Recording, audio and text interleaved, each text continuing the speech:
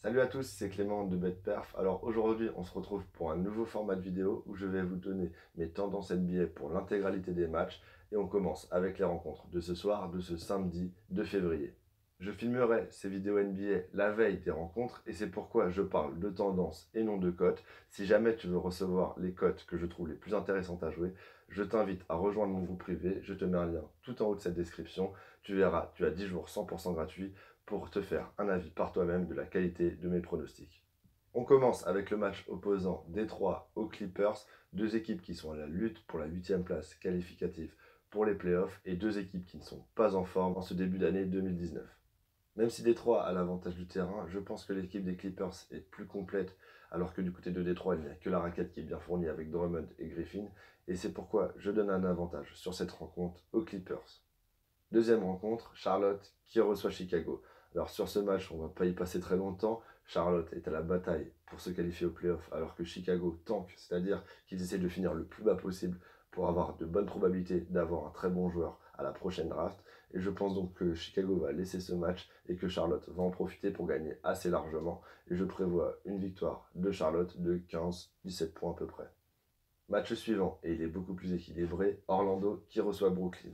Alors ce sont deux équipes qui sont encore dans la course au playoff, même si pour Orlando c'est difficile. Et ils se sont rencontrés deux fois au mois de janvier, les deux fois remportés par Brooklyn. Mais ce coup-ci, je pense qu'Orlando va s'imposer, puisque c'est vraiment leur dernière chance d'accéder au playoff, puisque s'ils perdent, ils seront vraiment trop décrochés par rapport à la 8e place. Rencontre suivante, Washington reçoit Milwaukee. Alors Washington, bizarrement, depuis l'absence de John Wall, est mieux et est même maintenant dans la course au playoff.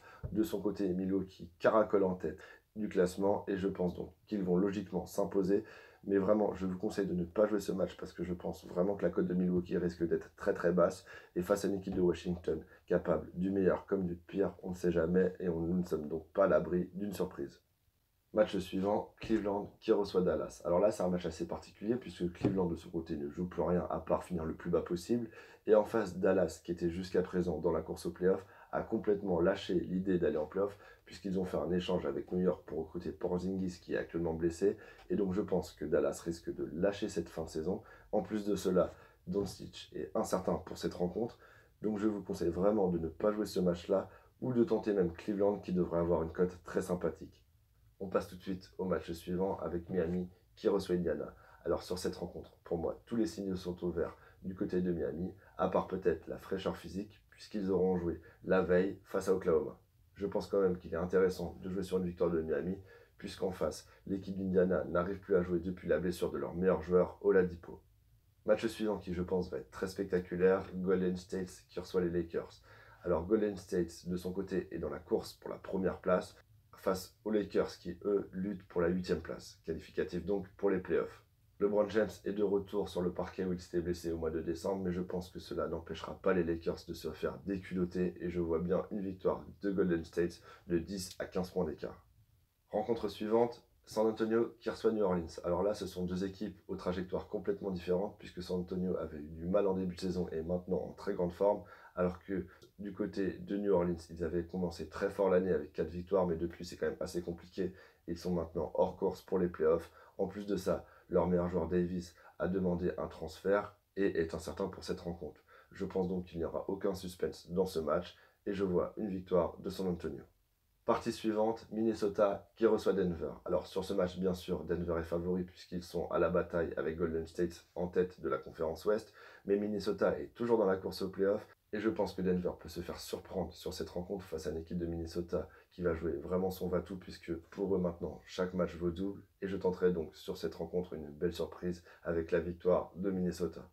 Match suivant, enfin si on peut appeler ça un match de NBA, puisque la rencontre qui oppose Phoenix et Atlanta ressemble pour moi plus à un qui perd gagne. En effet, ce sont deux équipes de bas de tableau qui, à mon avis, préféreraient perdre que gagner ce match, et je vous conseille donc de ne pas toucher à cette rencontre, puisqu'il est vraiment indécis de savoir qui va gagner ce match.